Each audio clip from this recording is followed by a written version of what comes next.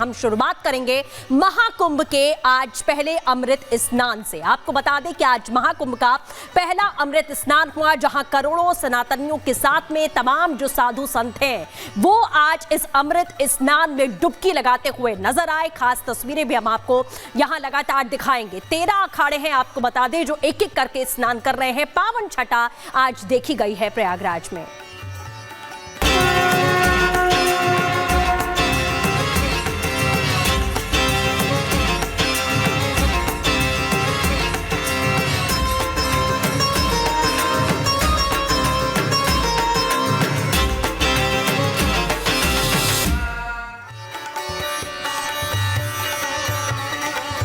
तो मकर संक्रांति के मौके पर प्रयागराज महाकुंभ में अमृत स्नान जारी है। 13 अखाड़ों के साधु संत सन्यासी अमृत स्नान कर रहे हैं। करोड़ों की संख्या में पहुंचे सनातनी श्रद्धालु भी संगम तट पर पवित्र डुबकी लगा रहे हैं। कल महाकुंभ की शुरुआत हुई थी। कल से आज तक 3 करोड़ से ज्यादा श्रद्धालु संगम में अभी तक स्नान कर चुके हैं, जिसकी अद्भुत तस्वीरें हम आपको ब्रह्म मुहूर्त से दिखा रहे हैं कि कैसे अखाड़ों की बात करें वो एक एक करके स्नान करने पहुंच रहे हैं। और सिर्फ देश से जुड़े हुए लोग ही नहीं बल्कि विदेश से भी तमाम जो सनातनी हैं या फिर जो सनातन धर्म में आस्था रखते हैं, विश्वास रखते हैं, वो महाकुंभ में स्नान करने के लिए पहुंच रहे हैं।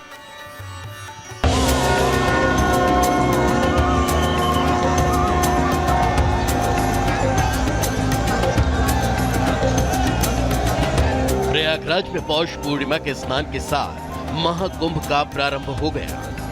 मेला प्रशासन के मुताबिक सोमवार को शाम 6 बजे तक करीब 1.5 करोड़ श्रद्धालुओं ने गंगा में स्नान किया और संगम पर आस्था की डुबकी लगाई।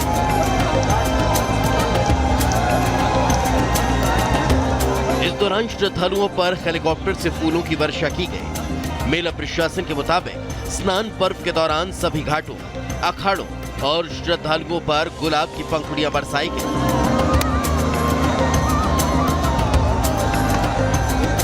लेकिन महाकुंभ में मंगलवार सुबह की छठा अलग ही रंगों में रंगी नजर आई। पवित्र मकर संक्रांति के दिन अमृत स्नान की शुरुआत हुई। श्री पंचायती अखाड़ा महानिर्वाणी के संतों के पवित्र स्नान से शुरुआत हुई। फिर श्री पंचायती अखाड़ा आनंद के सन्यासियों ने संगम तट पर पवित्र डुबकी लगाई। इसके बाद बाकी अखाड़ों के संत सन्यासी क्रमवार तरीके से अमृत स्नान के लिए घाटों पर पहुंचते रहे।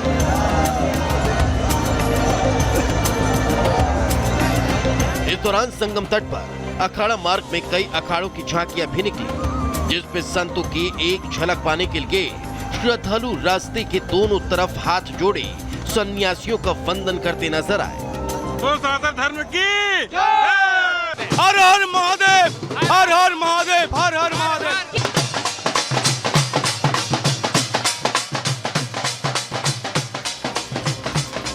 आपको बता दें, मकर संक्रांति के शुभ अवसर पर अमृत स्नान का बेहद खास महत्व है।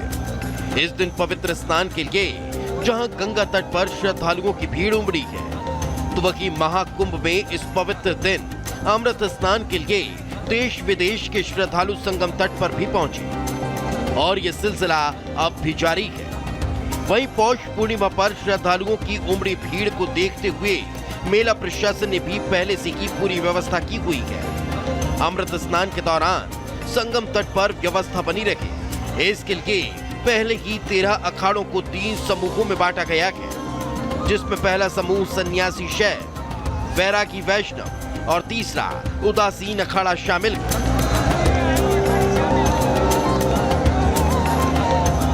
कुल मिलाकर दुनिया के सबसे बड़े और सबसे महत्वपूर्ण धार्मिक समागम में देश के कोने कोने से आए अखाड़ों के साधु सन्यासियों के दर्शन से पूर्ण महाकुंभ में पहुंचे श्रद्धालु गदगद हैं। सभी इस बात के लिए आशान्वित हैं कि विश्वकुंभ योग और पुनर्वसु नक्षत्र के संयोग से बने विलक्षण समय में अमृत स्नान के पश्चात उनके सारे कष्ट हमेशा के लिए दूर हो जाएंगे।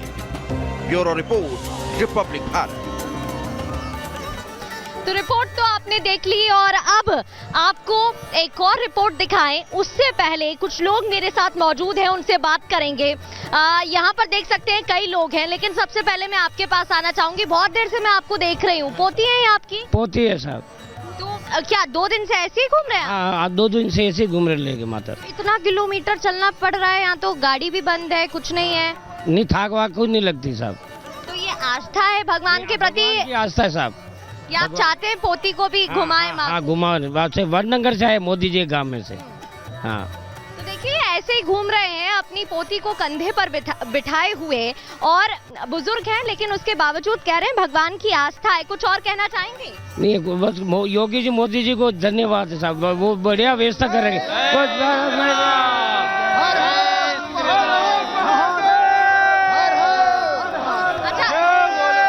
अच्छा, ये बताइए अभी रक्षा मंत्री, एक सेकंड, अभी रक्षा मंत्री राजनाथ सिंह का एक बयान आया है जहां उन्होंने कहा है कि पीओके जम्मू कश्मीर के बिना अधूरा है। क्या एक बड़ा संकेत देने की कोशिश?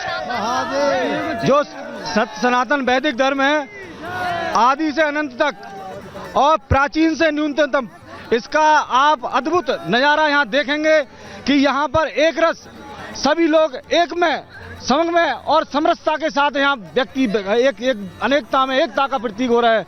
और जो हमारा सिद्धांत है, वेदो अखिलो धर्मस्समूलम, वेद हमारा मूल है, और उस वेद के आधार पर आप देख रहे हैं कि गंगा के लिए हम पावन पवित्र मानते हैं, माँ मानते हैं। माँ मानी देने वाली हमें किस प्रकार जीवन दायिनी माँ देती है, जो इसका एक तत्व है, संचार है, वो हमें देता है। इसी के देखिए तस्वीरें आपको दिखा देते हैं। यहाँ उत्साह इसलिए है क्योंकि ये हेलीकॉप्टर यहाँ से जा रहा है जो कि पुष्प वर्षा कर रहा है, फूल बरसा रहा है, और साथ ही जो श्रद्धालु यहाँ पर पहुंचे उनका स्वागत किया जा रहा है, इसलिए इतना उत्साह देखने को मिल रहा है। और इन लोगों से मैं बातचीत करूंगी, उससे पहले बिल्कुल ये तस्वीरें आपको दिखा रहे हैं जहाँ पर हेलीकॉप्टर एक कर ऐसे कई हेलीकॉप्टर अब तक आ चुके हैं जो पुष्प वर्षा कर स्वागत कर रहे हैं, फूल बरसा रहे हैं। आपको एक रिपोर्ट दिखाएंगे जहां पर शुरुआत नागा साधुओं के पवित्र स्नान के साथ हुई, उनका अंदाज निराला यहां पर देखने को मिला। एक रिपोर्ट आपको दिखाते हैं। हर हर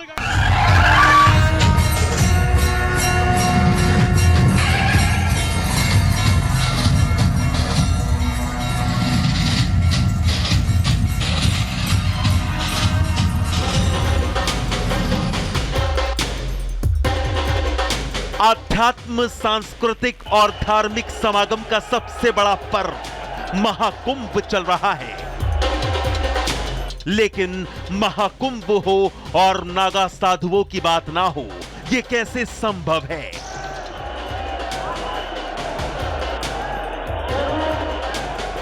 महाकुंभ का मुख्य आकर्षण पवित्र स्नान को ही माना जाता है, और इसमें सबसे पहले स्नान का अवसर नागा साधुओं को दिया जाता है, क्योंकि नागा साधु हमेशा से ही कुंभ मेले में सबसे बड़े आकर्षण का केंद्र रहे हैं।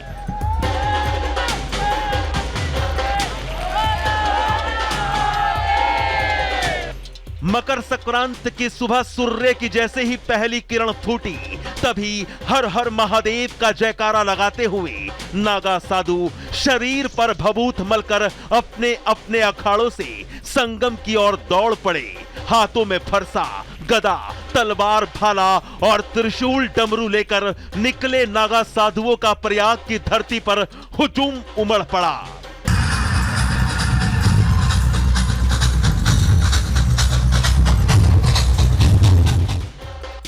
पवित्र स्नान के लिए अखाड़ों से निकले कई नागा साधु घोड़े पर सवार भी दिखे। अमृत स्नान से पहले नागा साधुओं ने धर्म ध्वज को प्रणाम किया। नागा साधुओं ने गदा, तलवार लहराते हुए महादेव और गंगा मैया का जयकारा लगाते हुए संगम में आस्था की डुबकी लगाई।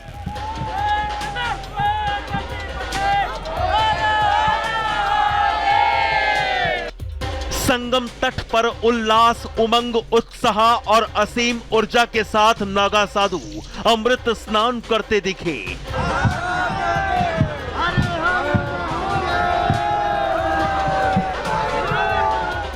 शिव के सबसे बड़े भक्त महाकुंभ में अमृत स्नान करने आए नागा साधुओं के जीवन के रहस्य को ज्यादातर लोग जानना चाहते हैं। नागा साधु मोह माया और सांसारिक जीवन से परे माने जाते हैं। शिव भक्त नागा साधुओं के बारे में यह भी कहा जाता है कि उन्हें क्रोध बहुत ज्यादा आता है।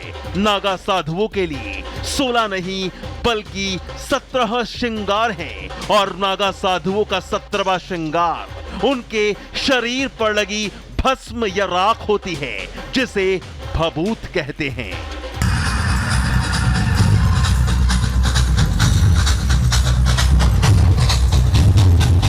भस्म के अलावा नागा साधुओं के श्रृंगार चंदन, रुद्राक्ष माला, डडूल माला, डमरू, चिमटा और पैरों में कड़े आदि शामिल हैं। नागा साधु के 17 श्रृंगार शिव भक्ति का प्रतीक है। कहा जाता है कि ये श्रृंगार नागा साधुओं के आंतरिक और बाह्य शुद्धिकरण का प्रतीक होते हैं। इन सभी 17 के 17 श्रृंगारों के बाद नागा साधु पवित्र स्नान के लिए संगम की ओर दौड़ लगाते हैं, जहां उनका उद्देश्य शरीर, मन और आत्मा की शुद्धता को सिद्ध करना होता है। महाकुंभ में नागा साधुओं का योगदान और उनका अमृत स्नान एक अद्वितीय धार्मिक अनुभव है, जो न केवल नागा साधुओं की तपस्या का साक्षी है, बल्कि धर्म, संस्कृति और श्रद्धा का भी प्रतीक बनता है। और नागा साधु पवित्र नदी में डुबकी लगाकर अपनी साधना को पूरा करते हैं। Bureau report, Republic Bharat.